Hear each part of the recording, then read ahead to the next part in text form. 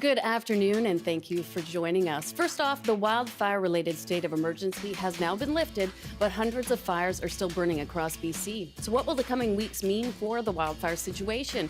Councillors in Vancouver have approved sweeping changes that will see multi-unit dwellings in neighborhoods where only single homes have previously been allowed. But will this really help with affordable housing? And our gardening guru, Brian Minter, will be here to get your garden ready for next spring. I'm Amy Bell, in for Michelle Eliot, and this is BC Today.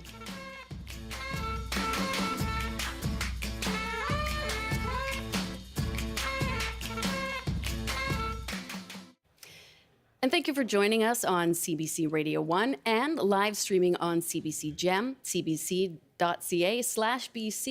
and on the CBC Vancouver YouTube page. 2023 has been a record-breaking wildfire season, but as of today, the province has officially ended the BC-wide state of emergency that was enacted on August 18th. Firefighting efforts and cooler temperatures have helped many British Columbians evacuated return home in the recent days, but there are still nearly 400 wildfires currently burning. Joining us now is Erica Berg, Fire Information Officer with BC Wildfire Services. Erica, hi, thanks so much for joining us. Yeah, thanks for having me. So, what is the current state of the wildfire situation across BC? We've lifted the state of emergency, but what is happening to the wildfires themselves? Yeah, so we do still have just under 400 active wildfires burning across the province. Though we're shifting into fall and our days are shorter, we are still dealing with persistent drought conditions in many areas of the province, which has been influencing fire activity. Compared to weeks previous, fire maybe has been less in the news and felt like there's a bit of that it's steadied. And though we haven't really been seeing much in the way of new fires igniting, due primarily to lightning being less of an issue at this time of year, there is still quite a significant fire load across the province, and these fires are continuing to burn and will continue to burn, just given that there's not really a season-ending rain event forecast.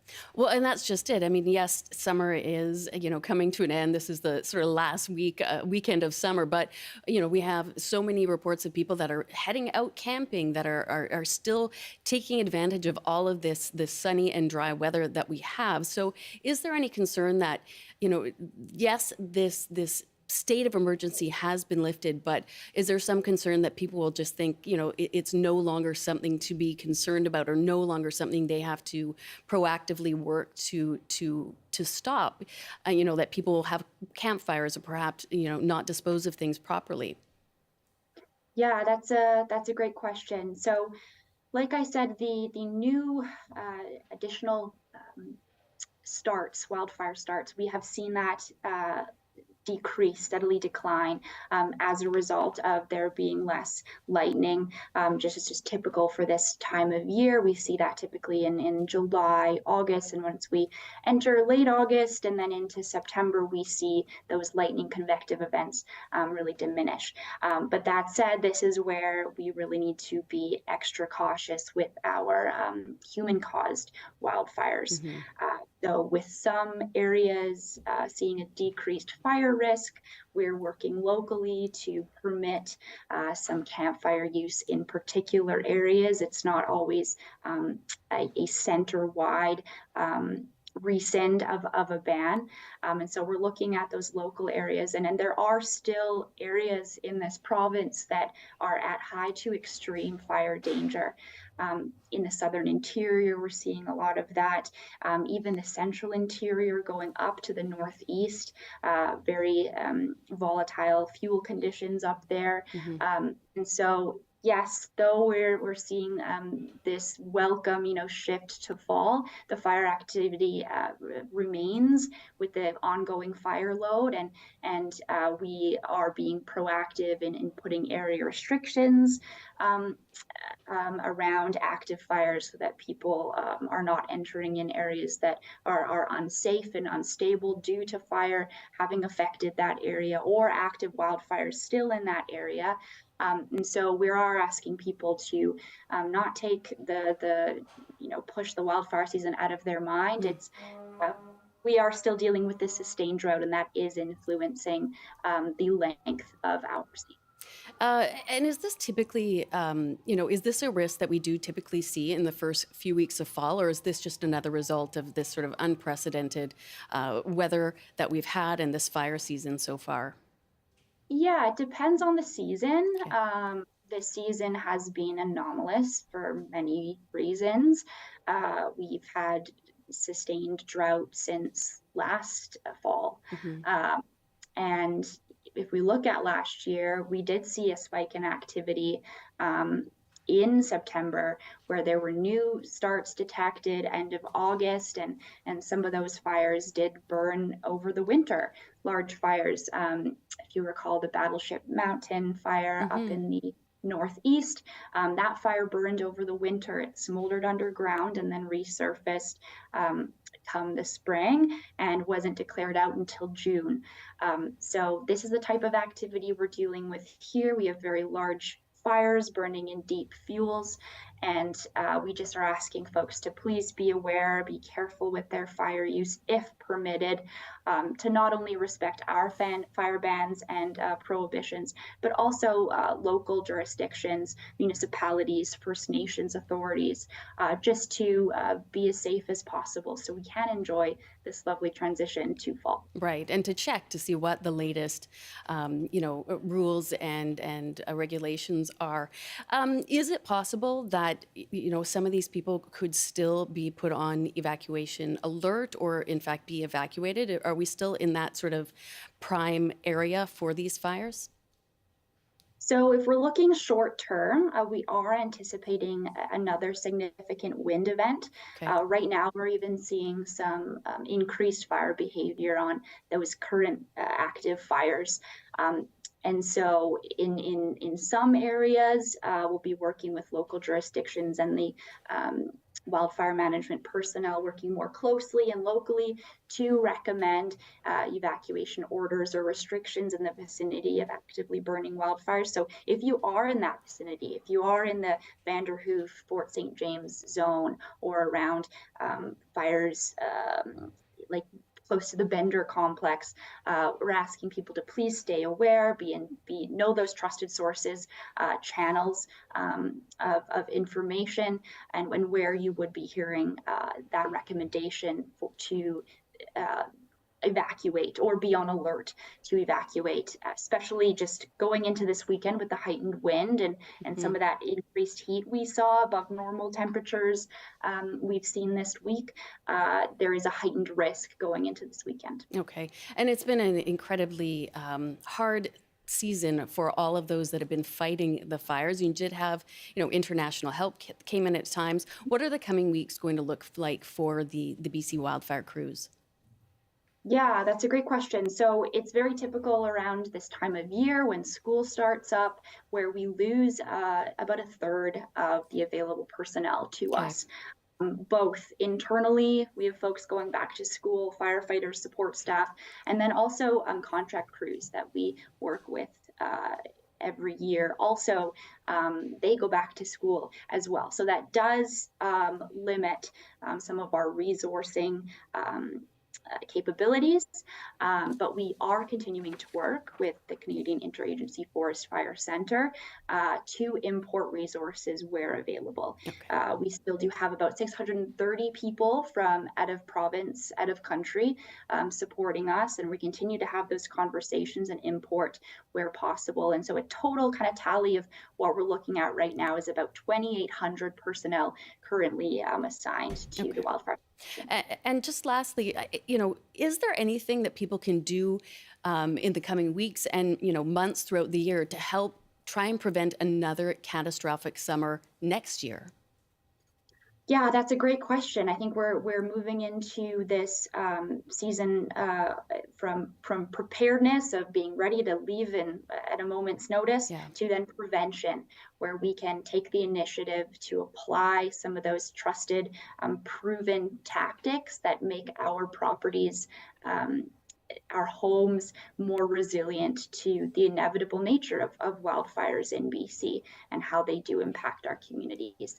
So at this time of year, we're maintaining preparedness. I don't want to say we're out of that situation yet, Okay. but also shifting your mind, especially in areas where there's a lower fire risk at this time of year, to prevention, visiting our partners in Fire Smart, connecting with local governments and seeing how you can maybe be a Fire Smart representative for your local community.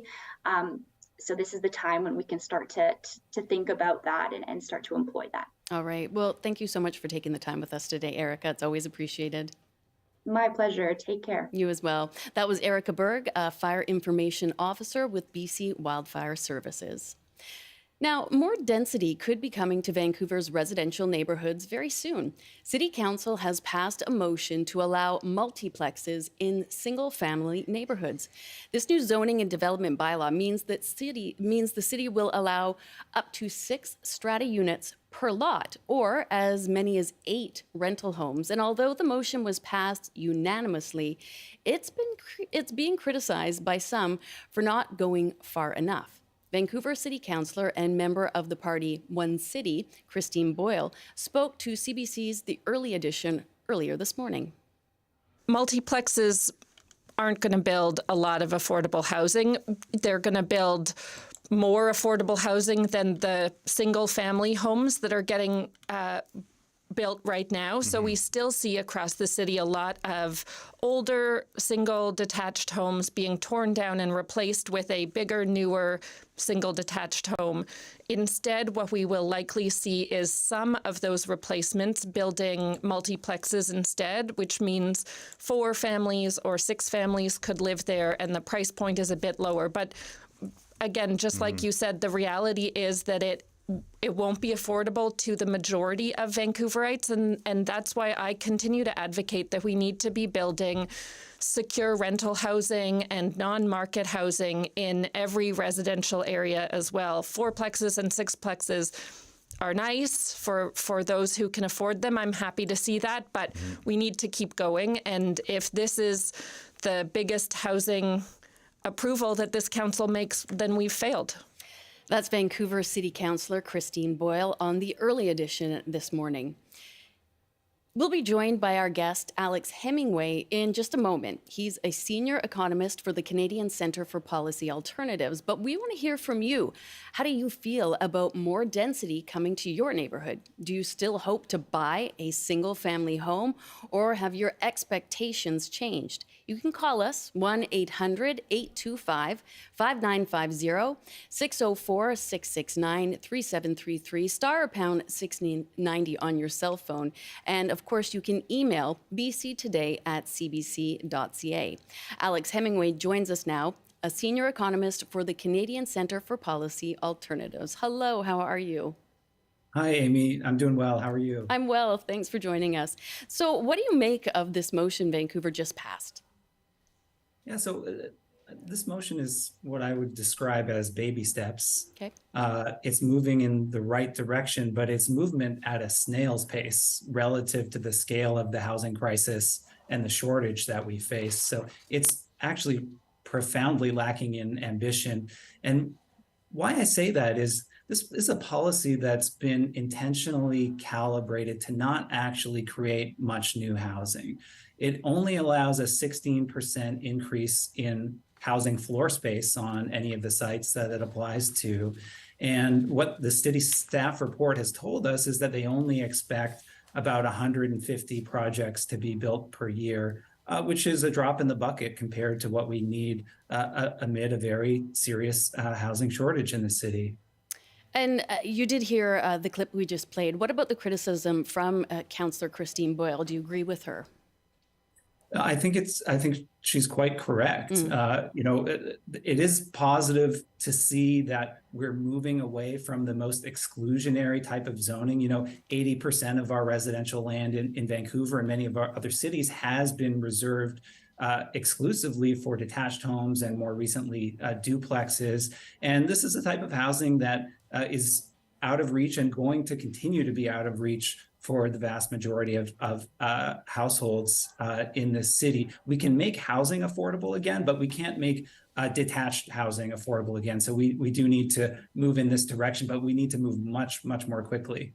Right, because I mean, if you look at any real estate page, a duplex or a triplex in Vancouver, that is still well beyond most people's means, and it is still for a very few percent that can afford this. So, is this a case almost of too little, too late? Could this have worked in the past before the real estate market really exploded?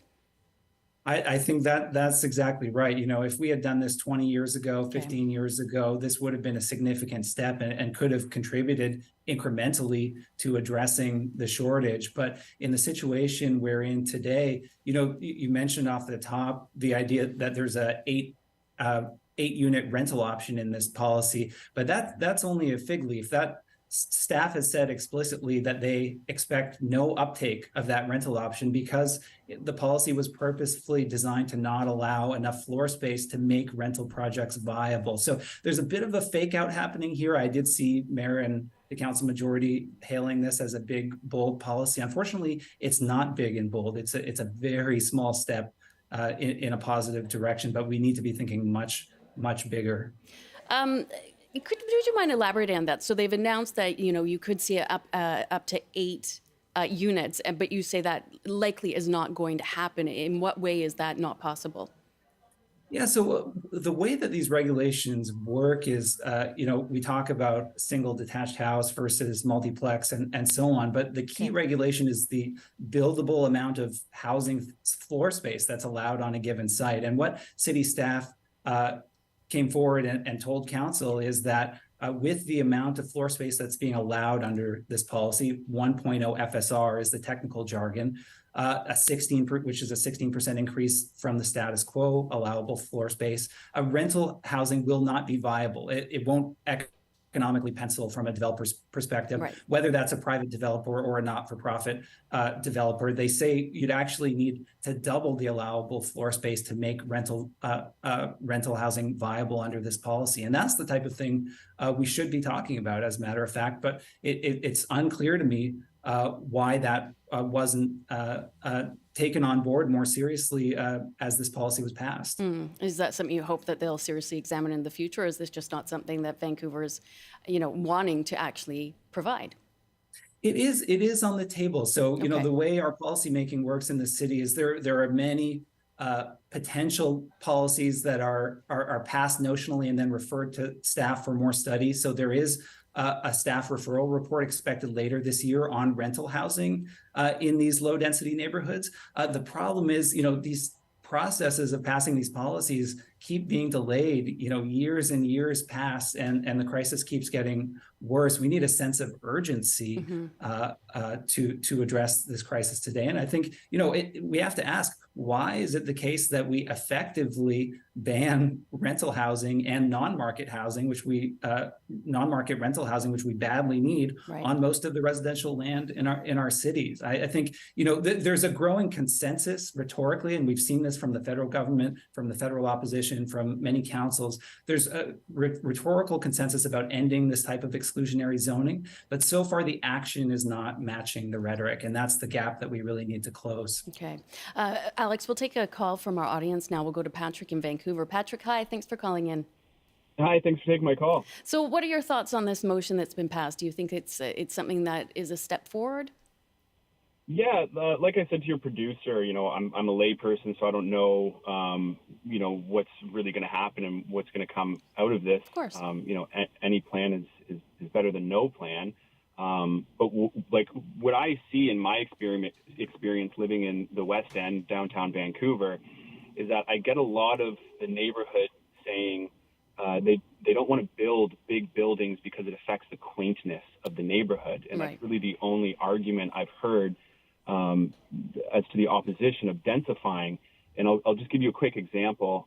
Like I said, I'm right in the West End downtown. So if you're familiar with, Davie Street and I think like Nicola, they just redid this beautiful old heritage housing, and they're renting for upwards of $4,000 a month for a 1-bedroom. And right next to that, they built a small boutique rental that's going for $7,000 a month. So the neighborhood has to want bigger buildings in order to densify. Like downtown Vancouver is incredibly small in comparison to other large metropolitan cities. Right. So I feel like the public, there needs to be some understanding that you can't have affordable housing without densifying. Like right now, it's a supply-demand issue. We don't have the supply. And builders need an incentive. Like developers need an incentive to make money, or else they're not going to build something. Okay. Yeah, and I mean, that's the argument we hear over and over, and Alex, you can weigh in, is we know, or many people know, that we do need more affordable housing, we need more rental units, but it comes down to a lot of pushback from homeowners and people that live in existing neighborhoods being unwilling to accept that change. Do we need to see more of a shift towards not paying so much attention to that, not letting that have so much sway on what we do in these neighborhoods to address housing?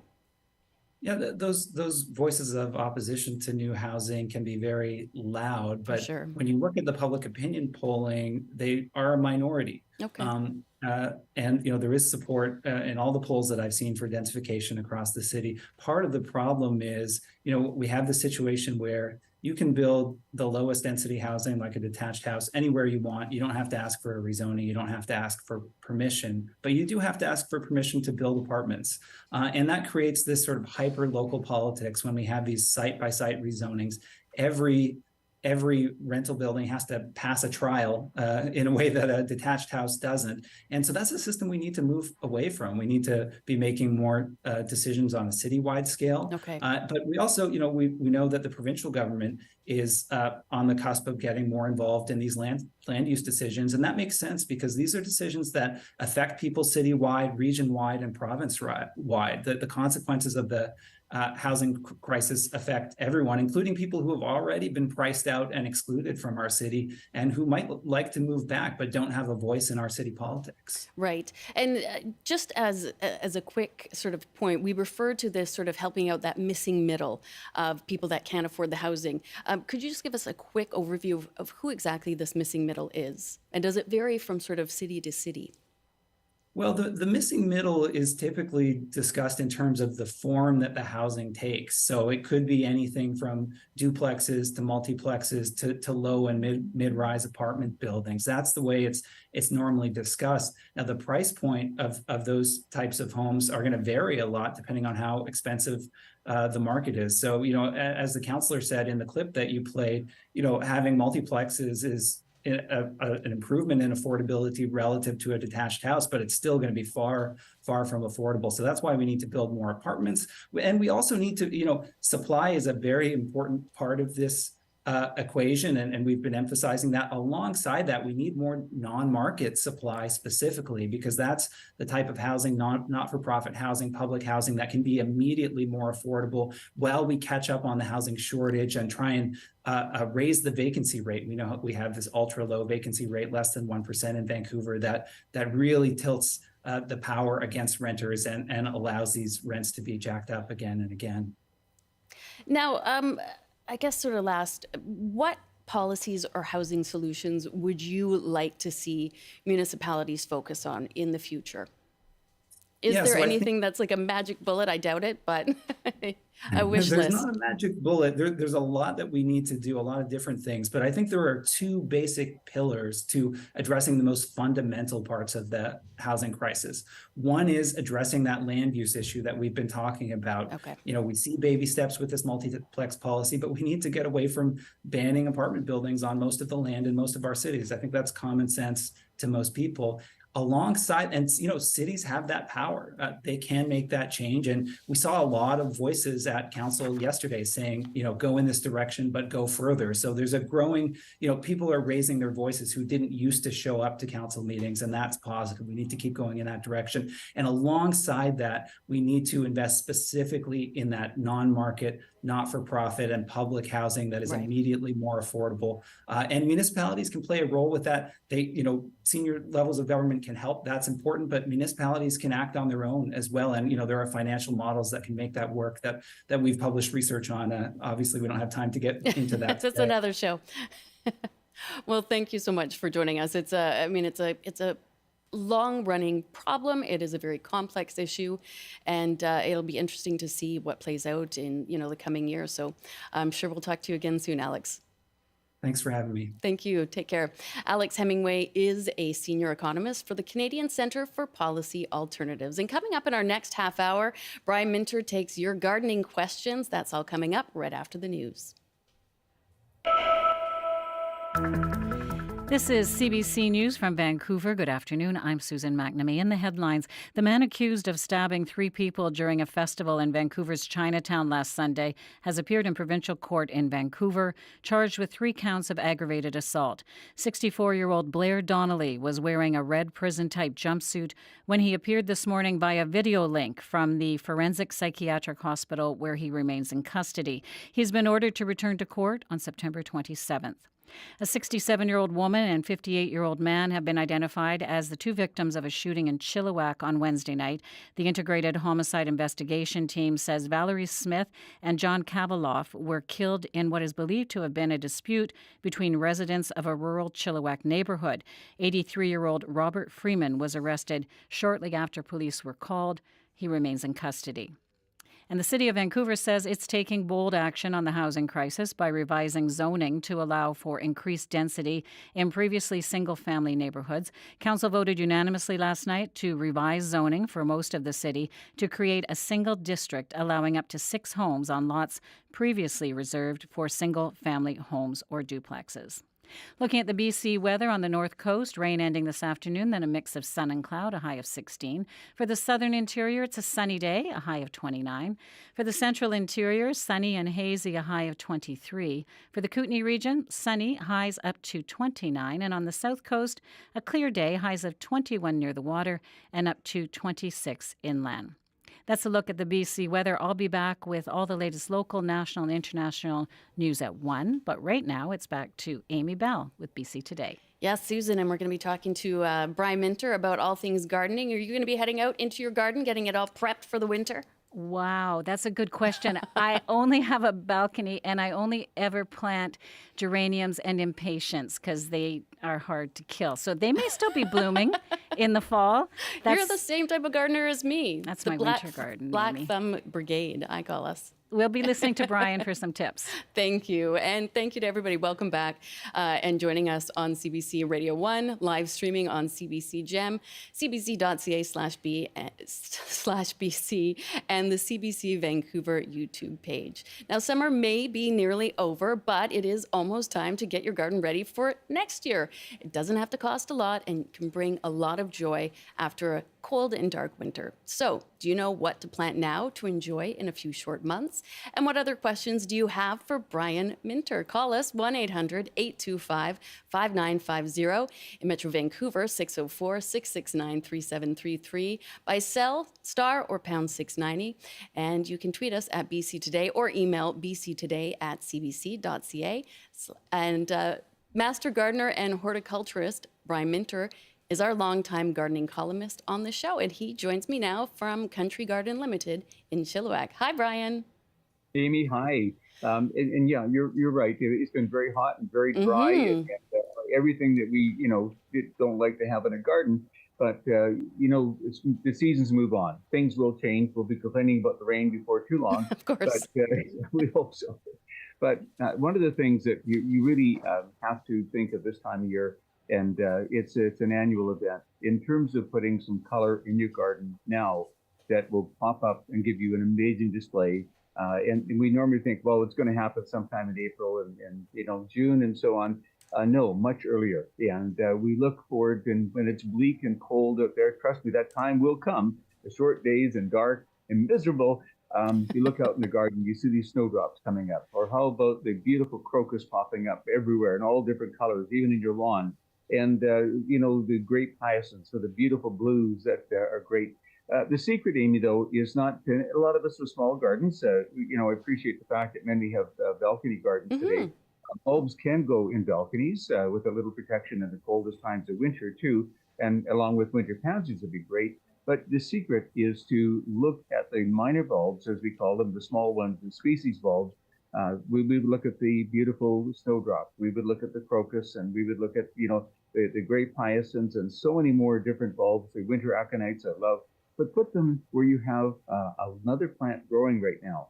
I love perennials, for example, some of our evergreen perennials like the beautiful euphorbias, which are amazing. And some of the ground covers, like some of the sedums, for example, remember they pop out early in the year. And even some Japanese azaleas or low growing shrubs and ground covers you have. This is where the bulbs really should go.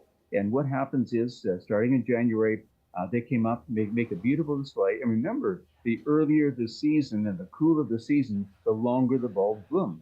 Snowdrops in a cool winter can last for, up to a month or more. Okay. And by naturalizing, by putting in a location, now we really should have well-drained soil. That's very, very important, not heavy wet clay. So amend it so it is open and porous. But the thing is, when they do come up, they'll immediately after put out some leaves. And the leaves, of course, will stay there building up next year's flower. So the 10 bulbs you put in this year, or 5 or whatever, will multiply double or triple for next year. And the same year after year. And folks who put them in their lawns, which is becoming a really big thing right now, just don't use weed killers in your lawn. That's the most important thing. But, all through your lawn in the spring, you see a beautiful green accented by yellows and reds and purples and whites. And it just makes such a beautiful difference. But it's particularly around a lot of your perennials that aren't blooming. And a lot of folks, Amy, even around rose bushes, for example, they come up in the spring, they have that beautiful dark foliage on them, have a bouquet of bulbs coming up and making that wonderful display. So it's strategically using them in very unique and different areas where they can naturalize. In other words, they die down and they stay dormant for the winter. They don't care that it's hot and dry in the summertime. They just stay in the ground, they're dormant, waiting for fall rains to activate them, to get the roots going, and then ready to make a wonderful display as early as January and as late as basically into July, depending on what you plant. So this is the strategy of bulbs today, is not just putting some daffodils and tulips and hope they come out somewhere. It's making a beautiful combination and the art of the combination in terms of creating a beautiful display. But the other thing, Amy, and the big one we talked about this morning, is something to look forward to. Exactly. Once you put them in, and these are not expensive bulbs, they're inexpensive, you kind of say, gosh, I'm really looking forward to those things popping up. And when they do, in a dark winter day with snow on the ground, the bulbs coming through, that's pretty much magic. It really is. It is. I always look forward to those forest little, I guess it's the snowdrops or the crocuses, just sort of coming up, that little hint of purple I see in my front yard. And it just makes you feel like, there's hope. Winter's coming to an end. Spring is going to be there sometime. It will get there. So before we know it, too, do a lot of people sort of not understand that they need to get into it now and start planning now for things to happen come the late winter and into the spring? Amy, great question. Because a lot of people come looking for crocus. They see them in somebody else's garden in February or March, and so I want to buy some crocus. Right. You say, we kind of missed that window. There's the potted ones that'll work for you. But a lot of folks don't realize there's a 5 or 6 month gap between planting now and having that show in the spring. So always kind of a little bit of planning ahead makes a world of difference. And in garden stores, and you'll see them popping up everywhere. So pop in, take a look, see what you like, and put them in, because it does make a significant, beautiful difference. Just for example, these beautiful winter aconites right now that are just bright yellow, they make the carpet in your spring just so spectacular and so beautiful. And you could be any color of any different bulb, as long as they're the small ones. And the nice thing is they come and go, leaving a great impression, but they're going to be back with an even better display next year. Oh, that's nice to think about. Okay, let's head to the phones. We've got people lining up for you. We'll go to Patty in Lillooet. Hi, Patty. What's your question for Brian? Oh, hi there. Hi. Thanks. My question is, what is a hardy, fast-growing tree to plant for shade and to prevent soil erosion at our cabin on a lake in the southern Chilcotin. Okay, yeah, and were you going to plant it now at this time of year, Patty? Because sometimes if you can get it into a fall situation, because the roots develop all winter, if we run into dry weather next year, it'll become established. So if you can get it in the fall or late fall, it would be a better time. But I'm sorry, one of my favorites are the trembling aspens. I love those because of the wonderful color. The sound of the aspens is so great as well. Many of the birch today, and of course the birch with the pure white stems are absolutely stunning and beautiful.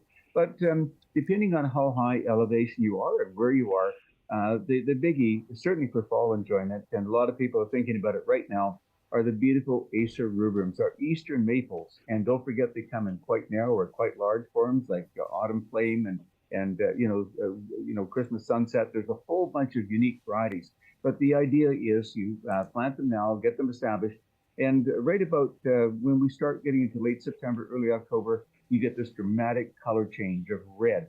And on the West Coast, we don't have a lot of red. We have a lot of yellows, but having that's a really great color. So just watch your zone and your trees. You would probably be zone 4, depending on your elevation out there.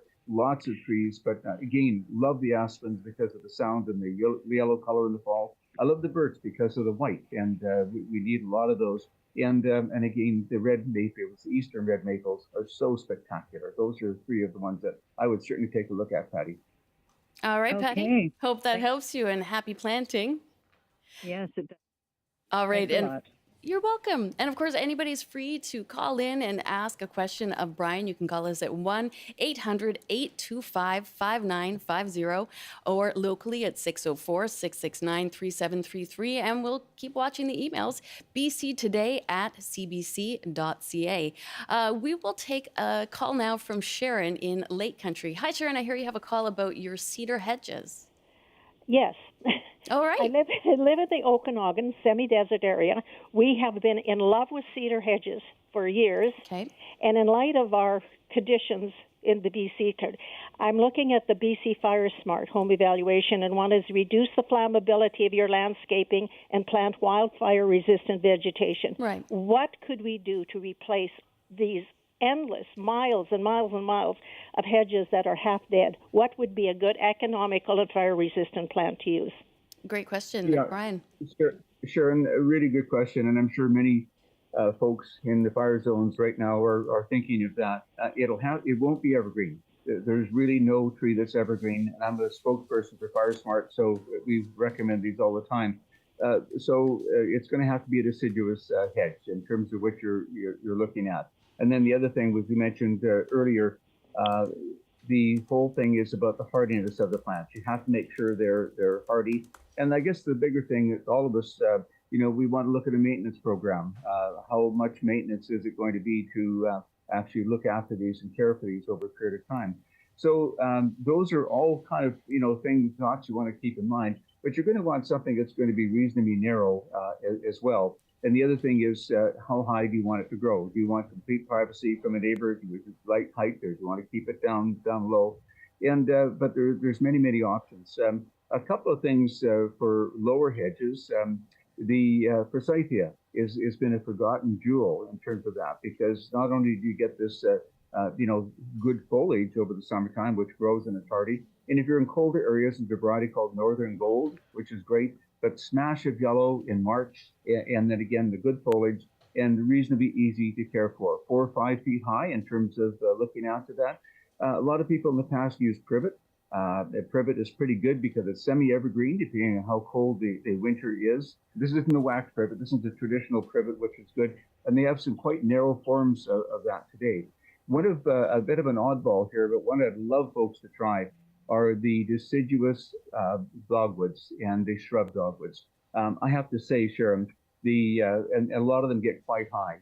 They have either brilliant in winter red twigs or yellow twigs, or the midwinter fire or Arctic fire type varieties that have this orange and reds. Stunning display in wintertime, and really good foliage during the summertime. Depending on the variety, they get 4 to 5 or 6 feet high, or a little bit higher, and relatively easy to keep in check. And again, all of these are Fire Smart plants, which are great. So think not of just the privacy at one time of year. I love forsythia because you're going to get that beautiful, or other varieties of trees and shrubs like that as well, the flowers plus the foliage.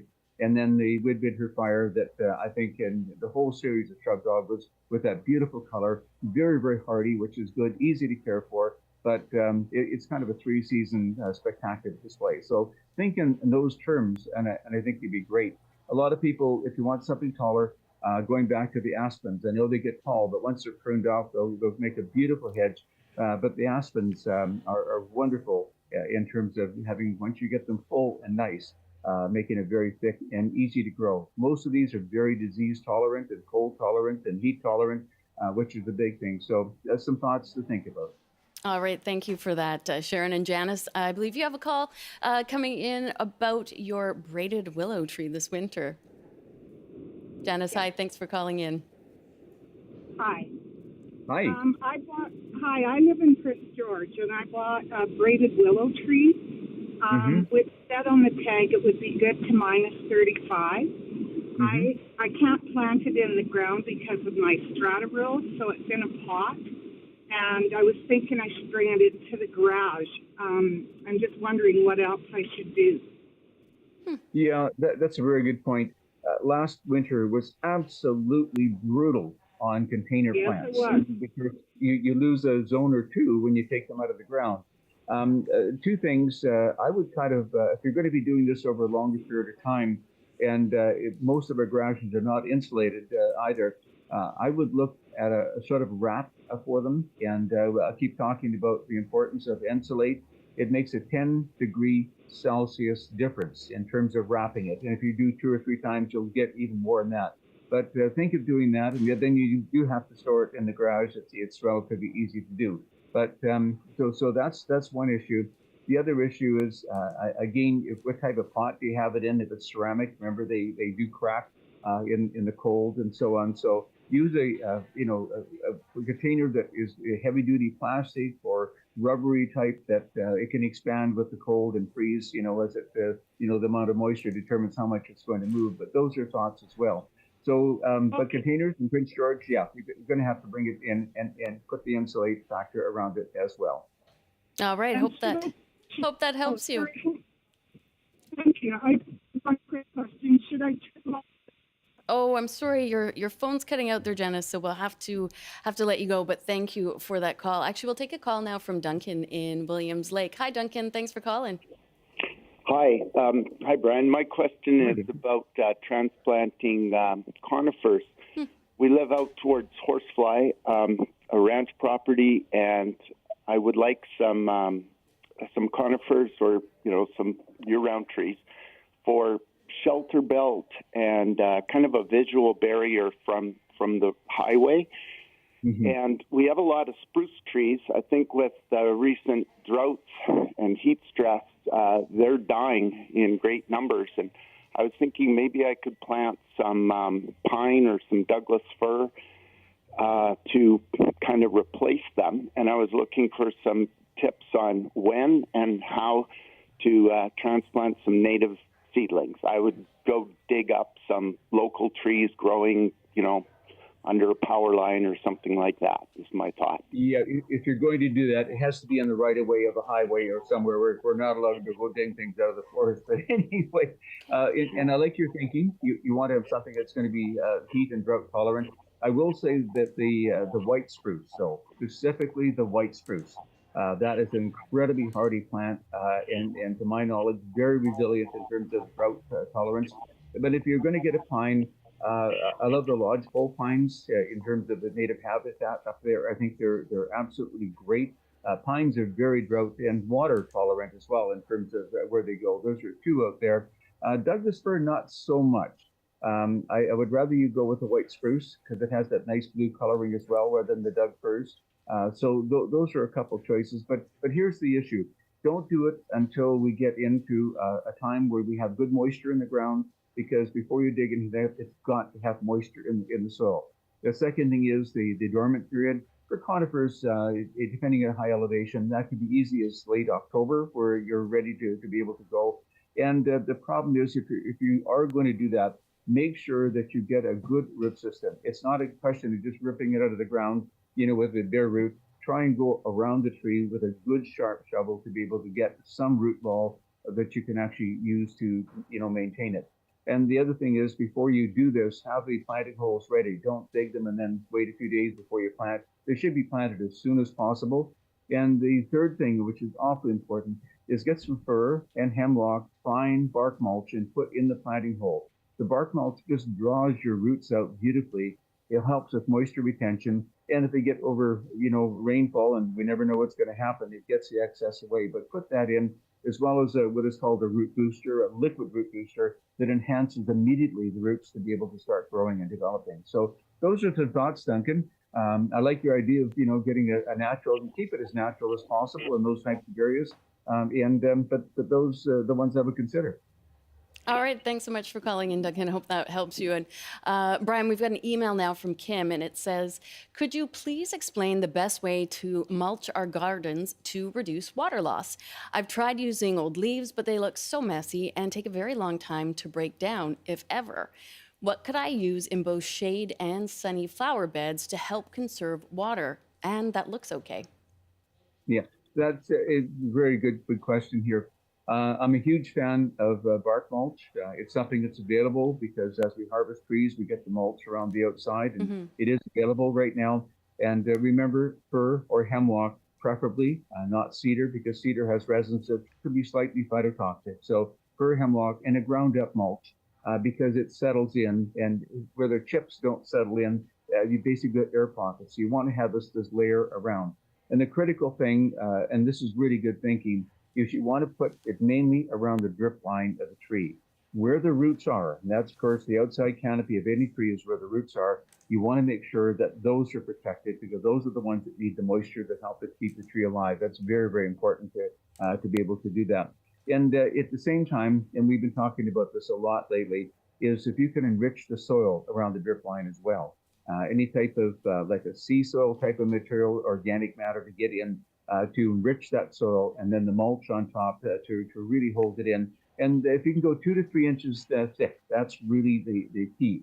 What I love about mulch is it breaks down over time. It becomes part of the soil. So it's a process that's very natural. They do that in the forest over there. But the look of mulch that is ground up and settles in, to me, is one of the best. And it helps with weed control as well. So those are the ones that I would really take a look at as being the best for moisture retention. All right. Good to know, Kim. Hope that helps you out. And we do have another email, this one from Cody. He writes, there is a powdery mildew on my squash plants. I let it go a little too far, and now I've been fighting it back. It mostly took over a zucchini plant and started to take over my squashes. There are so many home remedies listed online, milk and water, sodium bicarbonate, etc. What do you recommend to treat such an outbreak? We'll talk about that in 2 seconds here. Okay. But the most important thing to remember is with all our cucurbittas and squash and everything right now, when you get into August, it's mildew season. Those humidities in the evening are bad, but water, when we water, it's the worst thing you could possibly do. Other than cucumbers, most of your cucurbittas should be watered thoroughly and deeply early in the season. But if you look at the fields, the growing fields right now, they're not getting water, and they're absolutely fine. Okay. So virtually no watering, but you do have to water only the roots and only in the morning. Preventative maintenance on that is by far the best way to go and very, very effective. But, some of those, I would guess, remedies you're talking about, not bad, but good old-fashioned plain garden sulfur is probably one of the best. And it's being declared organic. And the Defender form of sulfur is organic right now. We're concerned about that, which I think we should be. But sulfur sprayed on in the morning and on a regular basis. Mix it. It's a powder. You mix with water and spray it on in the morning so it's dry at night. In terms of helping control mildew, is really one of the very best. All right, and we're almost out of time. Is there anything that you want people to know for this weekend, things that they can do, things that they might want to consider while the sun is still shining and we're not yet into the rain? Yeah. Take advantage of it. Across the province, garlic planting time coming up. We did have an email about that. Yeah, absolutely. The best time to plant garlic, and the Russian garlic, the red Russian, seems to be one of the most reliables we possibly can have. And when we are allowed to water with water restrictions, please get out and get water around all our trees and shrubs around the drip line. They're struggling, they're suffering, but when we can water out there, please get out there and give them that extra shot. It's so important. And think about the spring, and think about having a garden with no bulbs in. But we talked about at the beginning of the program, the abundance of crocus and snowdrops and Right. the chrysanthemum and the aconites and leucodium, all these wonderful things can only get there by planting them. So a simple trip to a garden store, picking up a few of these, put them around your favorite plants, and just wait and look forward to something that's going to happen in the spring. All right, I think we've got time for one quick one from Holly. She just writes, is it a good idea to plant grains for harvest in the fall for summer harvest next year? And if so, when? Yeah, that's regenerative gardening we're talking about right now, and I like the thinking on that. If you're going to plant it for spring, plant it in the spring because it's going to get knocked down over winter with snows and so on. But the big thing here is putting your winter cover crops, your fall rye, your winter peas, your winter wheat, and so on. Those are the ones we can go on right now. Okay. Winter wheat, exact, will go through. But if you're looking for growing some grain, which a lot of people are doing right now, get the right type of grain and plant it as soon as the ground is viable in the spring and it's warm enough, usually 10 degrees during daytime temperatures, or even nighttime temperatures will be fine. That's when I put some of my crops that I want to have in the spring. All right. Well, as always, you are a wealth of knowledge, and hopefully we'll have people out there this weekend getting ready to see some lovely spots of bright colors once we get through a long winter. So thanks. Have a good weekend, Brian. Amy, thank you so much. And have a great weekend, everyone. All right, take care. That is our gardening columnist, Brian Minter. And that is actually our show for today. I want to thank everyone who called in and joined the discussions. And thank you, of course, to the BC Today team. Alan Regan, Miriam Gamar, Rachel Adams, Michelle Morton, George Baker, Mashid Hadid, Greg Kisser, Mark Fairfield, and Mel Carter. You can always email us at bctoday@cbc.ca. You can listen to the show again on the CBC Listen app and watch us on demand on the CBC Vancouver YouTube page. I'm Amy Bell, in for Michelle Eliot. Thank you for listening and for watching. Have a great weekend and take care.